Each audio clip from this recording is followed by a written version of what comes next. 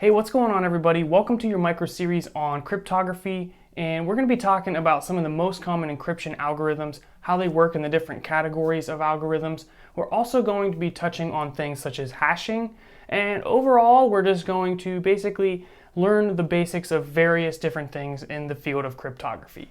By the end, you're probably not going to be an expert like me, but you should have a pretty good introduction. Where do we even get started? Well, I guess we'll just jump in. NordLocker is a free data encryption software which allows you to protect your files and your data. What can you use this for? Pretty much anything. Whether it's photos, personal documents, company intellectual property, or freelance work, NordLocker makes it simple. When you start using NordLocker, you have a special folder called a locker. Anything that goes into this folder is automatically encrypted. From your perspective, everything works exactly the same as you would expect. But behind the scenes, each file within your locker is individually secured. This allows you the flexibility of choosing which files you may want to sync to the cloud. Which, on the topic of the cloud, when you upload documents, does anybody really know where they go or who's analyzing them?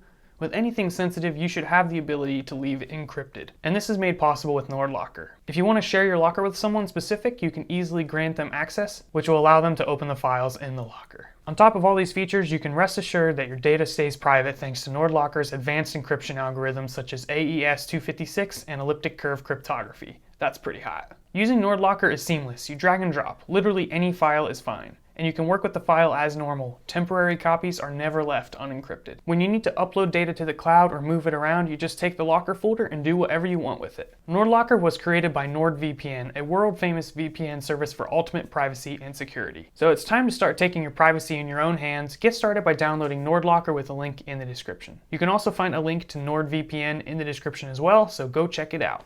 Now, if you didn't catch it when I said I was an expert, I was kind of teasing. To preface, encryption is kind of insane, and honestly at some point I was studying this and I was just like, oh, the more I study, the less I know, and at some point I just had to slap myself and say, yo, shut up and just do the videos. So with that prefix, hopefully we can go through this getting a pretty good introduction, but I do warn you that this stuff does get very deep, and we're just going to be scratching the surface of some of the most common things. So to start, what is encryption? Well, not that I got all my information from Wikipedia or anything. Encryption is the process of encoding a message so that only authorized parties can access it. In other words, let's say I'm trying to send you a message. I want you to be able to understand it, but I don't want anybody else to understand it. And this is essential when we're dealing with computers, because computers talk to each other, and we don't want people to be able to intercept messages and read what things are saying. So anytime messages like emails are encrypted or files are encrypted, only you or the person you intend to access it can read that information. So that is the basis of encryption. Now, you don't have to be a software developer to get a lot of information from this series, but we are going to talk about it in that point of view because a lot of this stuff does really deal with computers and programming and networking and all of that stuff. So one thing you need to understand is what is a function. And a function is something that takes an input, processes it, and gives an output. This is used for everything in programming and getting computers to do stuff. We can define a section of code, and that section of code is called a function. And a lot of these encryption algorithms will be built into a function, which you can just think of as passing a message in, it does its stuff, and then we get some stuff on the outside which you can't read. That would be an encryption function, or what you would call a cipher. So a cipher is a function used to encrypt a message, and the output of that cipher is called ciphertext. So whenever you hear people talking about ciphertext, it's just a fancy word to say an encrypted message. So we're going to go through an example of what this might look like using some Java code. Now, if you're using a different programming language, not a problem. It's really super simple. All right, so here I have some Java code, and we're just going to go through this one line at a time. Let's say there's this girl you got a crush on in class or something, and you're trying to talk with her, but you're trying to keep it super secret. So if you get caught and you have to go up to the front of class and read it, no one's going to know what you're talking about. All right, so you write this message and you say you're cute. And we don't need this comma here. That's just from the generated code. And then what we do is we encrypt this message. Once it's encrypted, we send it to the person we're trying to send it to. And let's just say by chance, someone grabs that letter. So that would be the intercept. And when they try to read this, they're not going to understand what it says. But then let's say that message eventually gets to the person you're intending it to go to, and that person is able to decrypt this message. Then they can understand the original input.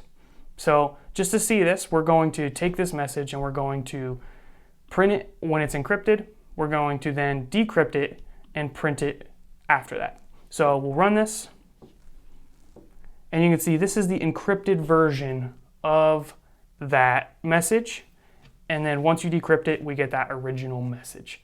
Now the thing here that you should understand is that encryption can often be abstracted away from our brain as long as we have a trustworthy encryption algorithm. So there's lots of different encryption algorithms. For example, you may have heard of AES or RSA, and let's just say in theory that these are trustworthy and no one's been able to crack them or figure out how to break them, then you don't need to understand the inner workings to use them. And in this situation, I'm using this encrypt function, but you have no idea what the code is. And that's the concept of an abstraction. We don't have to worry about what that code is because we know it works. But just in this case, I'm going to show you that code. So if you go down to my function, we'll take a look at the encrypt function. There's also a decrypt function. They're almost exactly the same. So I think you could just make one function that does both purposes with just like slight variations in the code.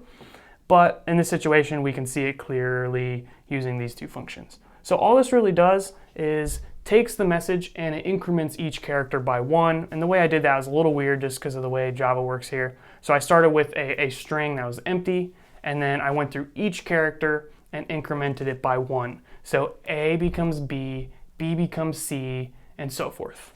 So if you take a look at the encrypted message, Y became a Z, O became a P, U became a V.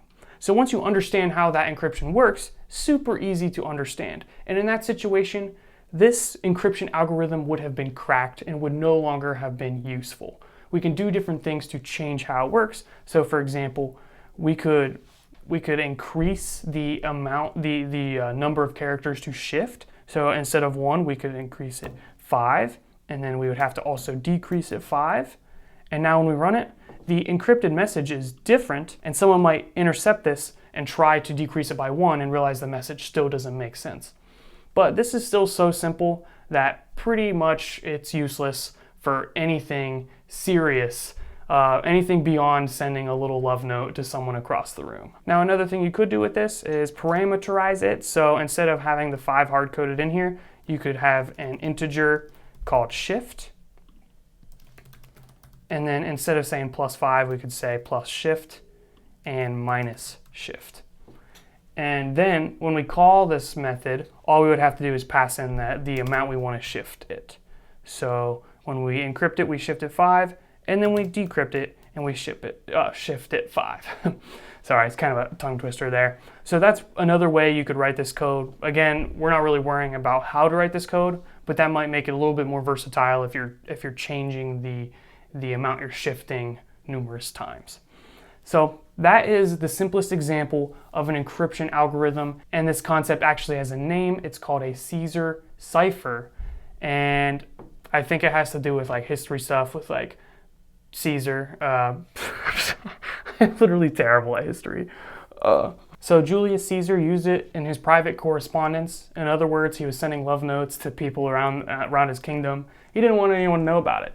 And you can see a visual representation of this right here, where an E becomes a B, an F becomes a C. It's just shifted over a couple characters, super simple. So to really conclude the message here that I'm trying to deliver to you guys, it's very easy to take a message and encrypt it.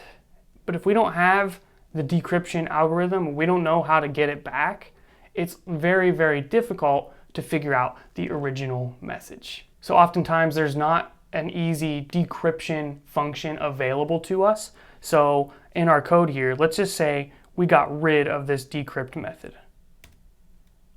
Don't worry about that other method down there. We'll just scoot that out of the way.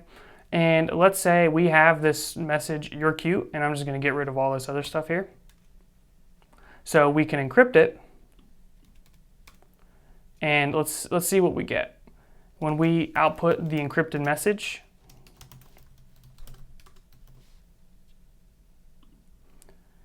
we get this, which is exactly what we expected. But if we don't have that decryption algorithm, it's extremely, extremely difficult to reverse that process to get the original input. And that's the magic of encryption. So when you have a more complex encryption algorithm, there are people out there trying to figure out a pattern to basically come up with the decryption algorithm, or to figure out the encrypted version of some of the most common things so that they can kind of piece things together, or whatever it might be. It's an entire science on decrypting stuff that takes a lot of skill and could be a lot of computational power as well. So with the Caesar cipher, we can see that it's just a shift in characters in code, but that concept is a little bit hard to represent programmatically in code. I mean, I can go up to you and say, hey, check out the secret message. Make sure you just shift all the characters by 5.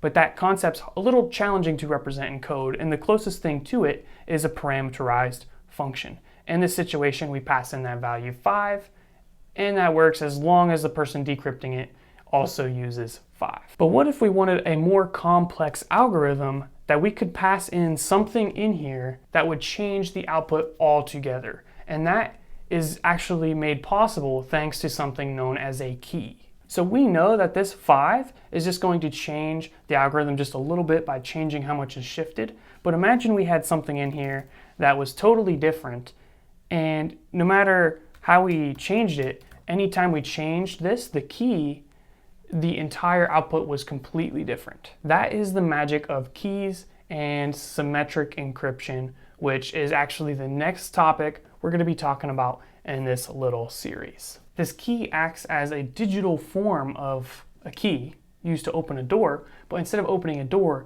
you're encoding and decoding a message. So then all I have to do is take this key, hand it to you, make sure no one else sees it, and then we can use that in our correspondence to make sure our messages are secret. So that is the next topic. So if you've enjoyed this, or if it was helpful, please be sure to subscribe, as that really helps out the channel. And also, check out the next episode. Now, I've actually partnered with a product here, NordLocker, and this is actually really fitting because they do file encryption, and a lot of these concepts are going to be used. So if you need an application, you can check out NordLocker. Now, to visualize this, you can have a file and you encrypt it using a key. That goes in your locker, which is basically like your file storage. And then when you need to get that file back out, it goes through a decryption process using that same key, and you have the original file. Now, NordLocker is just a little bit different because you're actually going to use a public key and a secret key. We've only talked about secret keys, but we're going to get into public keys and secret keys and the different categories of encryption in the upcoming videos. So be sure to slap that subscribe button and stay tuned. Thank you guys. Peace out.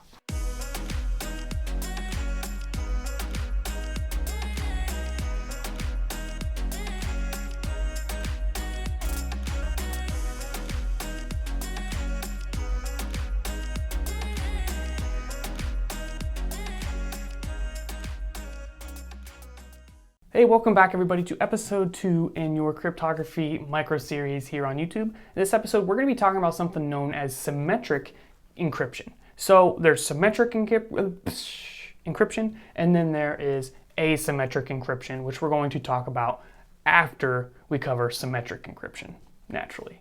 All right, so what is symmetric encryption? And if you watched the previous episode, we talked about this a little bit. It's where you can essentially have this key, which is just a sequence of characters that you add to the encryption algorithm to randomize the output. That way people can't reverse engineer and figure out the original content.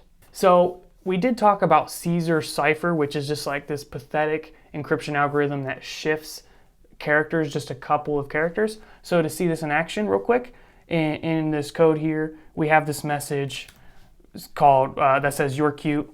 And then what we can do is we can encrypt it, shifting the characters 5 characters, and it comes out like so.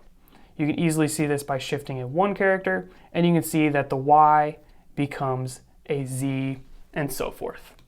Now, this is not going to work for anything serious. So we need to basically make this a little bit more complicated, but not just in a way that we could systematize it and do it backwards. Like, we don't want to be able to just subtract those numbers and get the original value. So what if we had some algorithm that took this thing, a secret key, and made the output now completely, totally different than a different key, even one different. So that is the magic of private keys and symmetric encryption.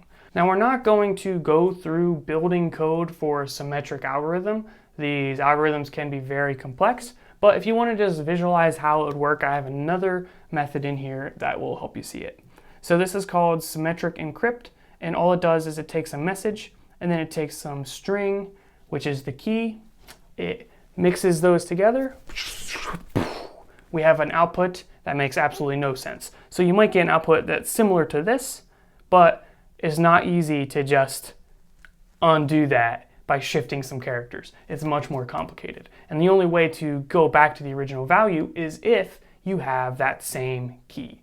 So the private key can be kept by the person sending the message, and then it can be given to the person you're trying to send the message to. And that way I can encrypt, like let's say I'm sending you a message, I can encrypt it, you can decrypt it, but if someone intercepts that message somewhere in the middle, they're like, oh no, what do? I can't read it, because it doesn't make any sense. Now, one of the obvious limitations of this symmetric encryption is that I have to give a key to you. So at some point we need to meet up in person so I can secretly give that key. We have to make sure like there's no cameras looking, there's nobody watching, because we don't want them to see that key. I mean, I could send it through email, right? But then anybody could intercept that email, then they would have that secret key and they could read all of our secret messages of me calling you cute, etc. So there's the new challenge of figuring out how to give you the key, and that's something we're going to talk about throughout this little series here, but there is a solution, so don't freak out, the world is not over. There is a way for me to give you that key without meeting up with you in person. Although that would work, it's not ideal because we want to do this for computers, you know? How do we send emails to people without having to first meet them in person and give them some kind of key? How do computers deliver keys in private? And that is going to be solved using asymmetric encryption, which is the next category of encryption, and that deals with private and public keys. So it's just another layer of complication, but we'll get there. Now, there's two real types of symmetric encryption. There is block by block and then stream, and these work kind of how they sound. So if you think of a stream of characters, it's basically going to process each character with that private key and give you a new character. Then there's block by block, which is going to take a section of characters and then do the stuff and you get a new section of characters.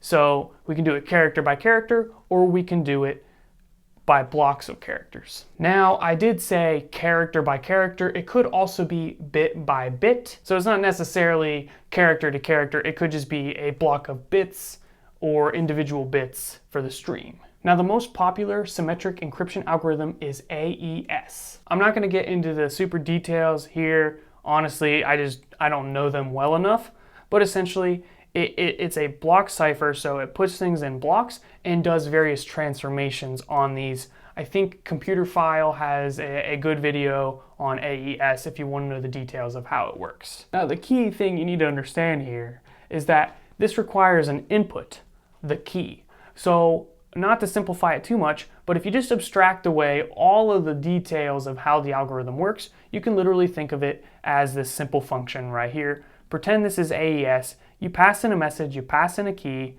it does something with it, and it returns some other message that is now encrypted. Now, to understand a little bit of how difficult it is to crack something like this, you can think about the key that we use. So with AES, when we're talking about keys, it's in the number of bits. So zeros and ones. If you just had a 2-bit key, there would only be 4 possibilities for that key, thus figuring out people's secret messages would be very easy. So in that situation, we could have 00, which would be the first option, 01, which would be the second option, 10, which would be the third option, and then 11, which would be the final option. If we added one more bit, that's going to double the difficulty because now there's 8 different keys we would have to guess to figure out the message. Basically all 4 of those possibilities we just mentioned with an additional 0, and then all 4 of those keys we just mentioned with an additional 1. So that is how the difficulty doubles each time we add a new bit. So when we're talking about small keys like 4 or 5 bits, that's not going to do anything because a computer could crack any message very, very easily. But what if we used 128 bits? Now we're talking, because that's going to be 2 to the 128th power possibilities, which last time I checked is a crap ton. Not only is the 128-bit key an option, there's also a 256-bit key, which is just astronomically huge. 2 to the 256 possibilities for this key. So if I intercepted some secret message and I wanted to crack that message and figure out what it said, I would have to decrypt it. And the only way to decrypt it is with that private key. So I would have to make 2 to the 256 different guesses to figure out what that private key is. Now the magic here is that decrypting that message is extremely, extremely difficult if you don't know the private key. But if I had the private key, like if you were trying to send a message to me and you wanted me to be able to read it, you give me that private key, I can use that private key, and almost instantly I can figure out the original message. So encrypting is super easy. Decrypting is super easy. But without that key, everything becomes astronomically difficult. And astronomically here is just a word to mean really, really freaking hard. You can read more about AES if you want. For example, AES is available in many different encryption packages. So if you have a particular encryption software you're pulling into your Python code or your Java code, there's probably AES available to you. And it's the first and only publicly accessible cipher approved by the National Security Agency for top secret information when used in an NSA-approved cryptographic module. Oh, that was boring. Excuse me. In other words, it's pretty good, so that's why people use it. Now, if you want to get into the more mathy stuff, you can here, and you can look at these different transformation steps. Basically, it goes through a sequence of these to basically destroy any correlation between input and output so that you can't just find a pattern and be like, oh, this character becomes this character. It doesn't really work like that, like the Caesar cipher did. Now there is this software that my friend Josh is obsessed with. It's called distributed.net. Its job here is to guess a key. And it's distributed in that you can download this, you can start contributing your computer power to basically guess a key to crack AES encryption. And this has actually been done with the 64-bit encryption. So back to the Wikipedia article, you can find it here. There was a brute force attack by distributed.net in 2006 where they successfully guessed a 64-bit key. Now 64 bits may have taken a while, but what if we did 65-bit keys? Well, in that situation, the difficulty would double because we would have that same key with an additional 0 and then that same key with an additional 1. So they would have to go through all of the different possibilities for the 64, but twice. So going from 64 to 65 doubles the difficulty. Going from 64 to 128-bit is actually going to make it factors and factors times more difficult. You can see here they cracked the 64-bit, and now they are working on a 72-bit, which has been in progress for as long as I've known about this program, which has been a couple years, I believe. So yeah, it might take a while. It's kind of cool though, because in theory, they could get it on the first try, because you only have to guess one key, and by theory it could be the first key you guess. But obviously that would not happen regularly, so they might have to go through 50% of the potential keys, or they might have to go through 99.9% of the potential keys, because there's only one key out there to figure out the secret message. And you can see that for R64, the unknown message was, "Some things are better left unread." Now we're trying to figure out the original message that was encrypted using a 72-bit key. Again, I would encourage you to research different security issues with AES or different attacks, because that might give you a little bit more information about how AES works, as well as maybe there's different, better symmetric algorithms for particular reasons that I'm leaving up to you guys. The next thing on the list is asymmetric encryption, which actually uses a private key and a public key. So that's going to be a little bit more, but it's also a very popular way of encryption, so you'll definitely want to check out the next episode. Peace out.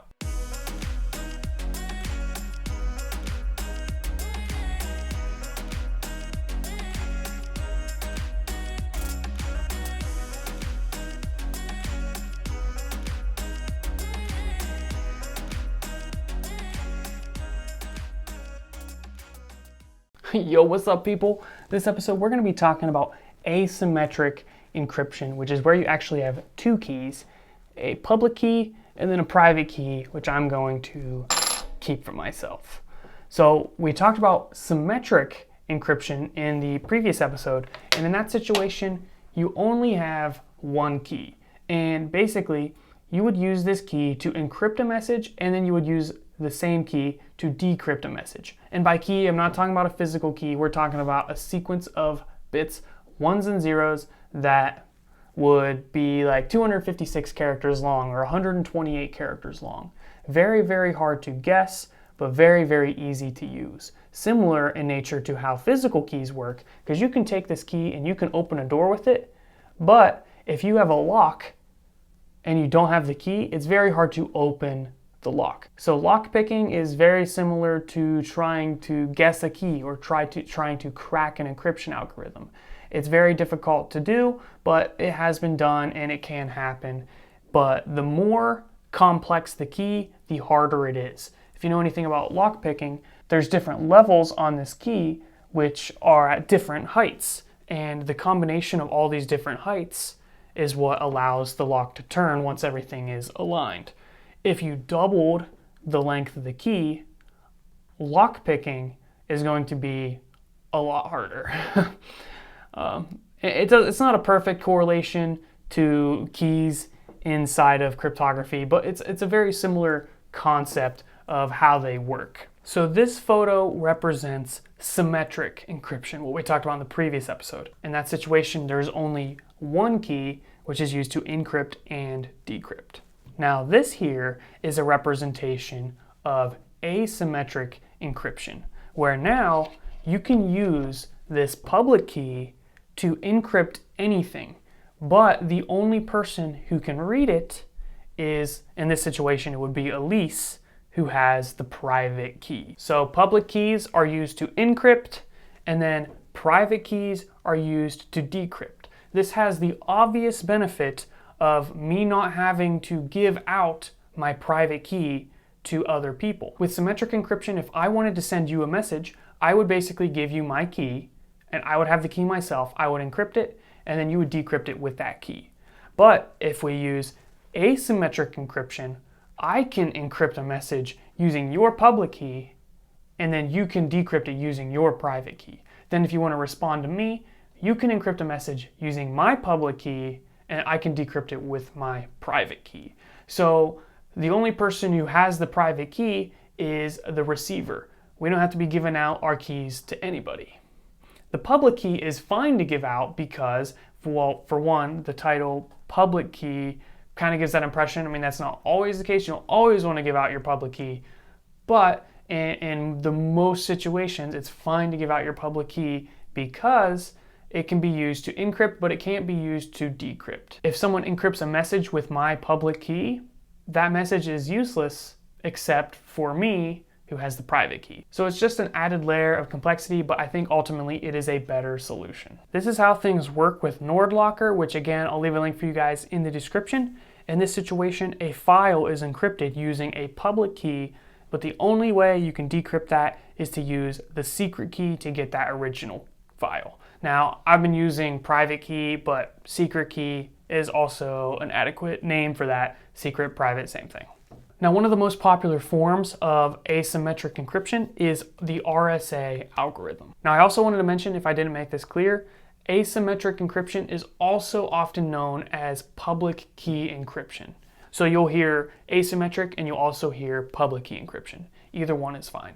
You might see this algorithm used with SSL. So for example, if you go to a website, such as this piece of crap right here, you can hit this lock at the top and go to certificate, and then details. Scroll down just a little bit, you'll see some stuff about the public key info, and you'll see RSA encryption right there. So you can get into more of web browser encryption. There's all kinds of stuff on that, but just know that this is a popular algorithm and it's important to know about. Now, one of the known downsides of public key encryption is that it's rather slow. And as a result, there will sometimes be a switch from the asymmetric encryption to the symmetric with just one private key. And this actually fixes a problem we talked about in the previous episode, where I was explaining about if we just had a private key, how can I share this key info with you without any other person intercepting that information? And I don't want to have to meet you in person and write down my key or anything like that. Well, we can actually use public key encryption to effectively send that private key secretly to the other person. An example of this is the Diffie-Hellman key exchange, which is essentially a protocol of how to give a private key to somebody else without it being snatched by anybody in the process. So we start with asymmetric encryption, which will allow me to deliver this private key to you, which we will then use for subsequent messages using symmetric encryption. Now, if you want to see this in practice, you can find this article IBM has on the SSL or the TLS handshake, which basically goes through this process of how these things exchange keys and how they start communicating with each other securely. You can see it right here. We use asymmetric encryption techniques to generate a shared secret key. We then use that shared key for symmetric encryption of messages, which is faster than asymmetric encryption. So that described that same exact process. So it's not always one or the other, it's more of a hybrid approach. And if you want to know more, you can research hybrid crypto systems on Wikipedia or Google to get more steps on how that works. So up to this point in this series, you should understand that for symmetric encryption, we have one private key, which is used to encrypt and decrypt. And then for asymmetric encryption, we use a public key to encrypt and then a private key to decrypt. You should also know the two encryption algorithms we've talked about, which is AES for symmetric encryption and then RSA for asymmetric or public key encryption. Next up, we're going to touch on something known as elliptic curve cryptography. We'll just scratch the surface with it, but it is a thing and you should probably know about it, so we'll talk about that next. Thank you guys.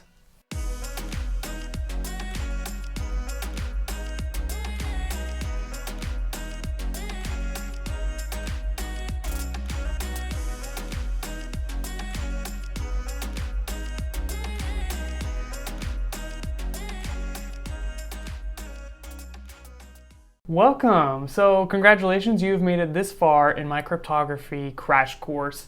And yeah, if you are just jumping in, you can start from the beginning if you need the absolute foundation of symmetric and asymmetric encryption and all that junk.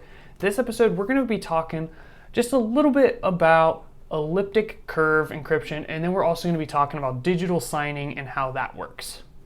If we get there, we'll find out. So elliptic curve cryptography is a form of asymmetric cryptography. And again, just so we're on the same page, the way this works is you got two keys. I mean, if you know this already, you're probably sick of me saying it, but just follow along for just a minute. The blue one's private, this one is public. And these are digital keys. These aren't the actual keys you're going to be using for the encryption. And you can use the public one to encrypt anything. So this is your magical encrypting key. But you can only decrypt it with this one. And that is also how elliptic curve encryption is going to work. You're going to have a public key and you're going to have a private key. Here is an image illustrating how it works. Bob can encrypt a message using Elise's public key to send it to Elise, in which at that point Elise can decrypt it using her own private key. If she wanted to respond, she would just reverse that and use Bob's public key for the message she's going to send to Bob, and Bob would use his private key. So the difference here, and I'm not going to pretend like I know what I'm talking about here, it deals with the math of how the encryption algorithm actually processes the data. So there's various things in math that can allow encryption to work. So you can deal with factorization, you can deal with logarithms, or you can use the elliptic curves, which is what the elliptic curve cryptography does. So for example, RSA is related to the integer factorization problem. So that's the type of math that uses. and the Diffie-Hellman, which we talked a little bit about in the previous episode for the initial exchange of private keys. And DSA, those are related to the discrete logarithm problem, which you can learn about if you're so interested. And the elliptic curve cryptography is based on problems using elliptic curves. So an elliptic curve is just something defined by this equation. So here's a bunch of different examples of elliptic curves. So yeah, I have a friend who is like super good at math. Maybe I can pull him in on this channel and he can dissect some of this for us at a deeper level, because I don't actually... Claire, how dare you? I am a married man. I know it doesn't appear so. Hoes be thirsty. I should not say that. So as I was trying to say, I have a friend who is pretty good at the math stuff. Maybe I can pull him in on this channel and he can discuss a little bit more about the functionality in these algorithms, how they work to actually do the encryption. But that's all I'm going to be talking about in this series on the math part. But the magic part of the elliptic curve cryptography is that you can get more potent encryption with a smaller key. So you can see in this article, ECC, or elliptic curve cryptography, requires smaller keys compared to non-EC cryptography. So again, NordLocker, the file encryption software that I partnered with, I'll leave a link in the description. They use elliptic curve cryptography. So in this situation, it mentions that a 256-bit ECC key provides the level of security equivalent to a 3072-bit RSA key. Now again, going back to what we talked about with keys, each bit for the RSA keys doubles the essentially the difficulty to guess that key. So a 3072-bit key is like 2 to 3072 different possibilities for that key. So guessing that key is theoretically impossible, at least today. It would also appear that there is an elliptic curve version of the key exchange agreement that we talked about in previous episodes. So this is basically a way to share a private key secretly, so that way you can then switch to symmetric encryption. So this is just a variant of the original Diffie-Hellman protocol. I'm hoping I'm saying that right, but I'm not entirely sure. Now, just to continue being a video form of Wikipedia articles, the Wikipedia article on elliptic curve cryptography also mentions the 256 being the equivalent to a 3072-bit RSA public key. There is mention about concerns with quantum computing, and that is probably an entire topic of its own. I don't think quantum computing is there yet, but I'm also very confident that quantum computing will grow at an unsurpassed rate. So I'm excited and also nervous just to see where that goes. But obviously, as computers get better and faster and revolutionary, the encryption algorithms are also going to improve and new ones will come to be. So it's not necessarily that quantum computing is going to come in here and destroy all forms of encryption, at least to my understanding, but I'm also not an encryption master.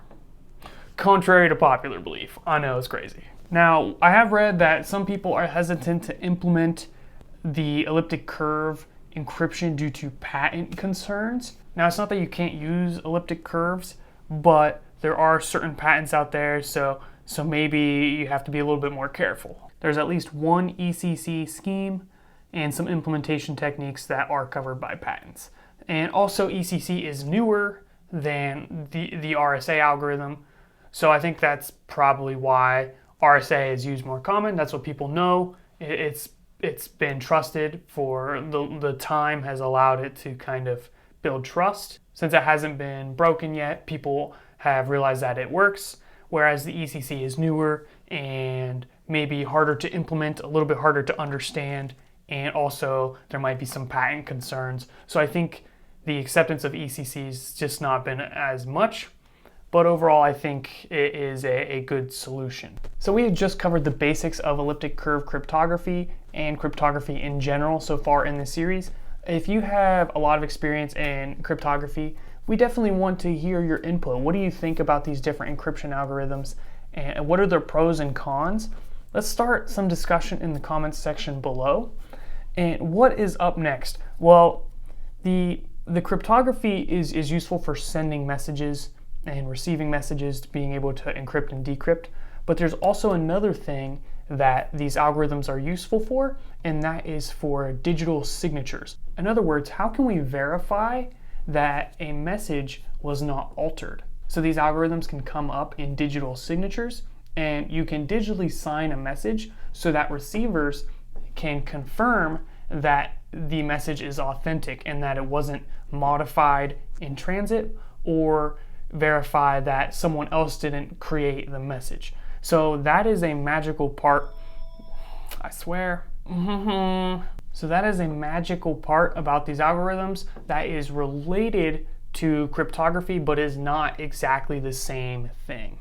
So I'm going to include it in this series because it's definitely relevant, but digital signatures are not exactly the same thing as cryptography. We're going to get into that in the next episode and take a look at things like ECDSA, which is elliptic curve digital signature algorithm. This is a thing used in Bitcoin to confirm a transaction and make sure that it is authentic. And these things are really cool and can be used for lots of different things, such as ensuring that files are the correct files and ensuring that messages came from the right place and that they were not tampered with in the process. So let's get into that in the next episode. Stay tuned, please be sure to subscribe, and I will see you there.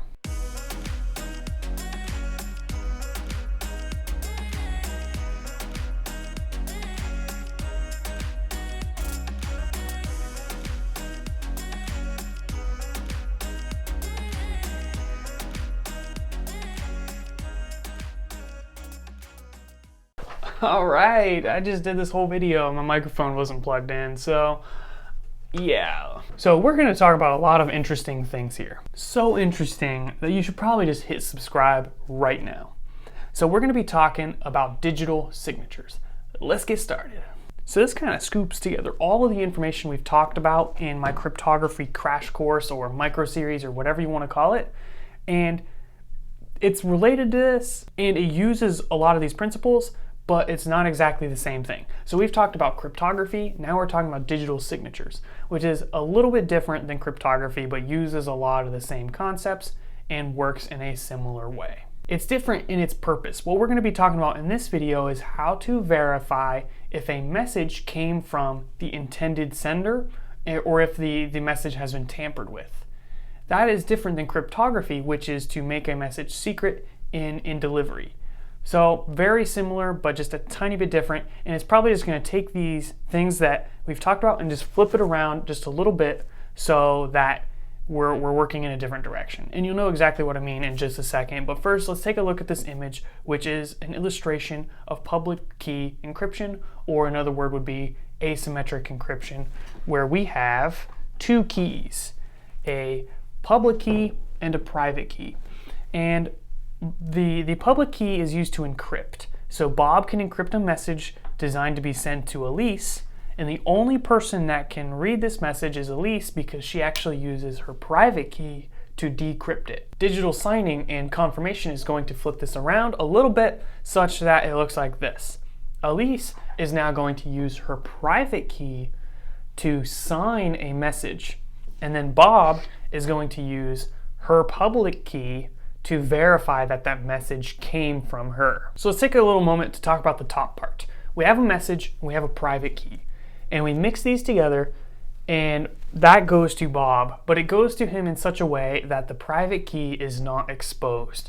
And we're going to talk a little bit about how that works soon, but for now, just know that the message and the private key are mixed together, and the private key never gets exposed to anyone except Elise. She is the only one who's going to have access to this private key. But because the public key and the private key are somehow mathematically related, the public key can actually be used to verify that the private key was used in the signature. If someone else crafted the message that was supposedly from Elise, well, using this public key would expose that it's not Elise, because that verification would not pass. So this is very useful for messaging. It's also very useful for things such as files, making sure that you're downloading the right files from web servers.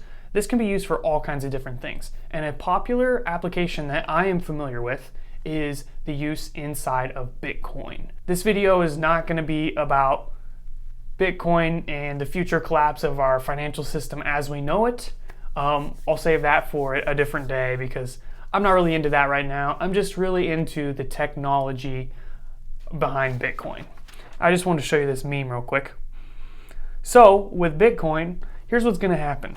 We're going to use a signature algorithm called Elliptic Curve Digital Signature Algorithm, or ECDS. And we talked about this a little bit in the previous episode when we talked about elliptic curves used for public key cryptography. And when you have a private key that corresponds to funds on the Bitcoin blockchain, you basically have permission to spend that money. With the public key, a mathematical algorithm can be used on the signature to determine that it was originally produced from the hash and the private key. So in other words, it's just saying that the public key can be used to make sure the person spending the money has access to the private key. So if somehow I was able to forge a transaction, taking money from somebody and giving it to somebody else, that is going to be rejected because the private key is not present in the hash, or the incorrect private key is present in the hash. Now, we haven't really talked about hashes yet, but this is essentially how the private key is not exposed when we are sending a message that is digitally signed with our private key. The data is hashed, and that's actually the topic for the next video, so we're going to talk about that. Now, something I just want you to notice with the asymmetric cryptography, paying attention to the name, it's not symmetric, meaning that when you use the private key on one side, you're going to use the public key on the other. When you use the public key on one side, you're going to use the private key on the other. One here is used for encryption, where the public key is used to encrypt, and the other one is used for digital signatures, where we're actually using the private key and the public key to confirm that the private key was used. Well, just to be clear, the goal here is not to make Hello Bob super secret. Rather, the goal here is to verify that Hello Bob came from Elise. That's why I say this is different from encryption, but obviously very, very related. All right, back to spewing out Wikipedia articles. Here's a good one on digital signatures. Shocking, right? But in here, I wanted to point out that there are various signature algorithms. So we talked about ECDSA, which is the elliptic curve variant of a popular one known as DSA. There is also the RSA signature scheme. We talked about RSA earlier on in the series. And then there's all these other ones that can be used. Now, the next logical thing for me to talk about is hashing, which is sort of a form of cryptography, but we're going to talk about the details of that and how it's different in the next episode. So be sure to check that out because this is a really important thing you need to know. This is often used for things like storing passwords in databases and so forth. So stay tuned. Please be sure to subscribe if you've enjoyed this content. And yeah, any questions, leave them in the comments and we'll get some discussion going. Peace out, and I'll see you in the next one.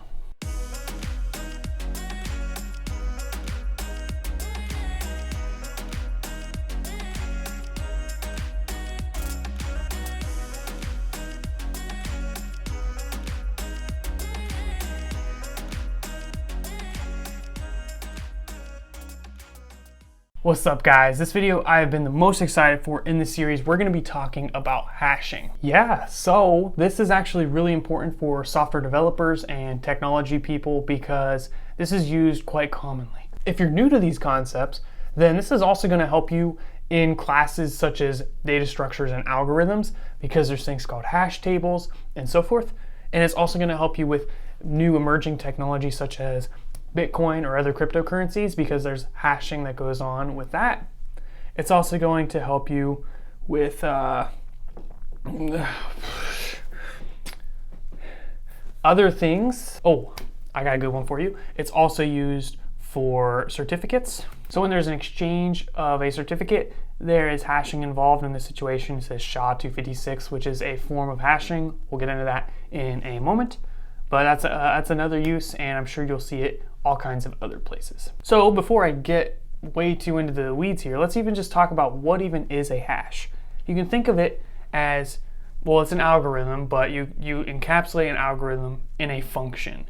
And a function takes an input and gives an output. And the special thing about a hash is that it's going to take an input that makes sense and it's going to output something that doesn't make any sense. But it's always going to give you the same exact output. And the value here is that you can use this to basically confirm that the original data was not modified. Because if you change the original data just a little bit, the output is going to be completely different. Now, one common use of a hashing function is inside of a database. If you want to store people's passwords, but you don't want to actually have their passwords in plain text, and you don't want to have the ability to go read people's passwords, you can actually hash the data. Then, when they go to enter their username and password, you can then hash whatever they put into the password field, and if it matches, you're good.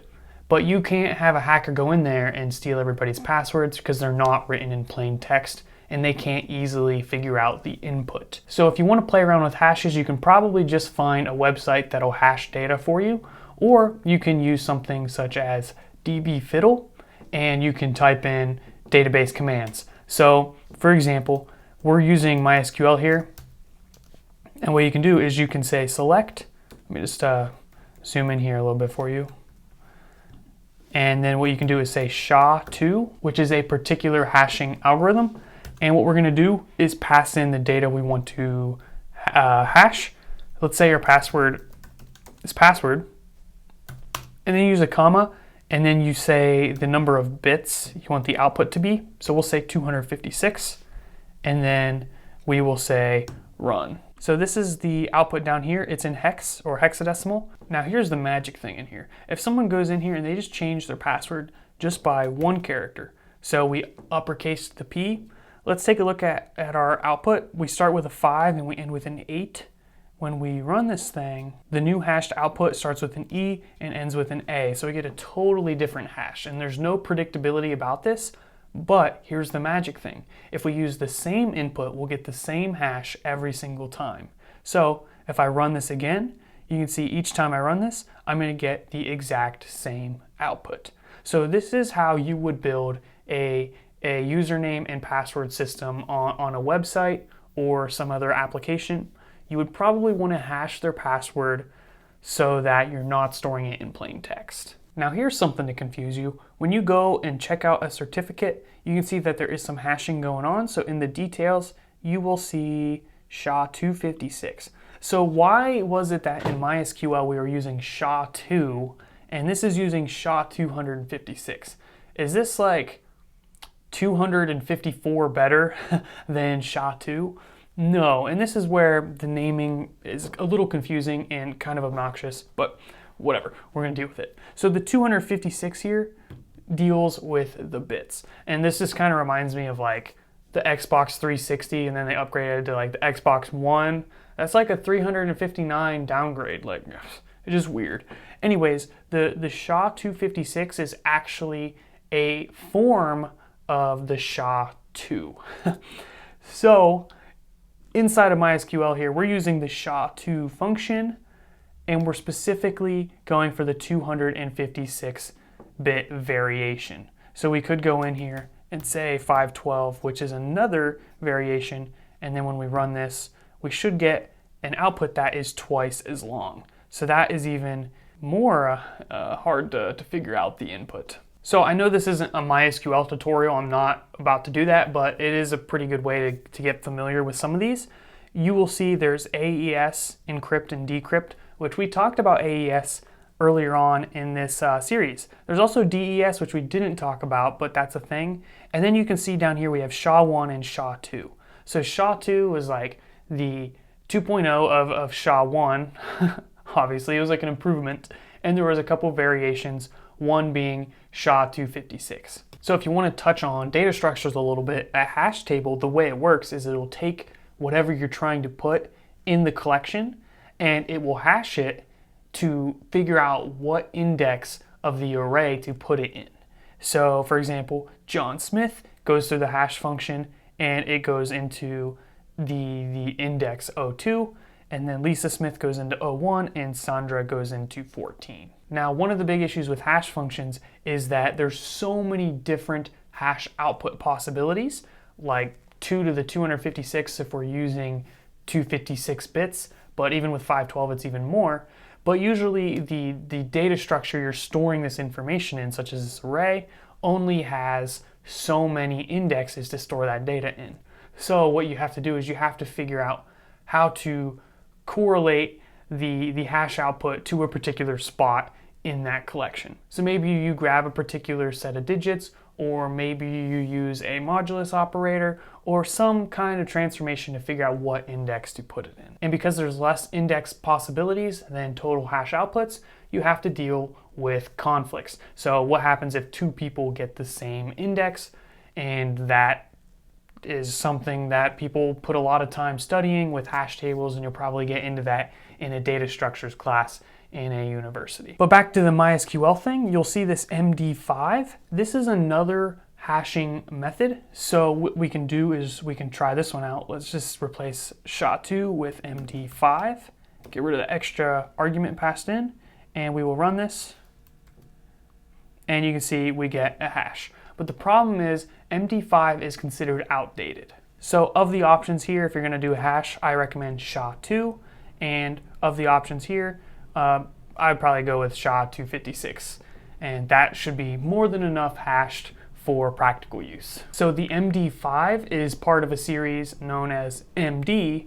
The SHA-2 is part of a series known as SHA. So there's different families of hashing algorithms and then different improvements on those. So there was MD4, and then they came out with MD5, and then there was SHA-1, and then they came out with SHA-2, and so forth. So in the context of digital signatures, we're going to have a message, and we're going to have a private key, and then we're going to need a hash function, which is going to basically prevent people from figuring out that original private key, but that can be used to verify that it was sent from Elise, or that Elise had the permission to send the message. In the context of Bitcoin, this is where the digital signatures comes up. So in order to create a transaction and send somebody Bitcoin, you have to own this Bitcoin. So in Bitcoin, there's a hash of something to be signed plus a private key. This something to be signed is essentially that transaction, and the output here is a signature. And because your private key is used in that signature, if anyone else was to try to make that, they're going to have a different signature output. So there's no way to forge spending your Bitcoin. Hashing is also used in Bitcoin mining, and now I'm just getting really down into the details of this, but basically, so they use SHA-256, and in Bitcoin mining, basically, you have to guess an input to get a particular output in this hash function. Not all outputs are made available, only certain ones. Anything less than a particular target value, if we did all of the possible hashing outputs, that would be pretty terrible, because it would take forever, because 2 to the 256 is like infinity. So you have to basically guess a number under whatever that target is, and we'll get into that stuff later. I'm getting off topic here. So yes, that is your introduction to hashes, hash tables. We talked a little bit about storing passwords in databases. We talked about how the hashes are involved in digital signatures. We touched a little bit on Bitcoin signatures and basically how it can be used to verify that you're allowed to spend a coin. And we even talked a little bit on Bitcoin mining. So we covered a lot of different things in this episode, and we still only scratched the bare surface. So that's why when I started this, I was like, oh man, I gotta learn all this stuff. And then after studying and doing notes for what felt like eternity, I was just like, stop. We just got to do the videos. I'm never going to have this stuff mastered. And if I wait till I do, I'll never create this video series. So obviously, I probably have a lot more to learn, but I'm sure you guys can help me in the comments, and we can help each other learn different things. So let me know what you thought, and if you've enjoyed this little series, and maybe I'll extend it or do a part 2 series. Let me know what other topics you'd like to hear about. And don't forget to subscribe, because that really helps out this channel. I'm up to like, what is it? Like 170,000 subscribers, which is just crazy, because I remember doing videos talking and being like, guys, I'm up to like 500 subscribers. It's crazy. And now I'm like way more. But I definitely do gotta get to 1 million before the end of the day. So please be sure to hit that subscribe button. Also, check the links in the description for a link to NordLocker, which you can use for data encryption on your drive, which can apply a ton of these principles. Is a great way to learn more about it. And that's really what drove me to make this course. So thank you guys, and I will see you in the next series, episode, whatever we're gonna do. Peace out.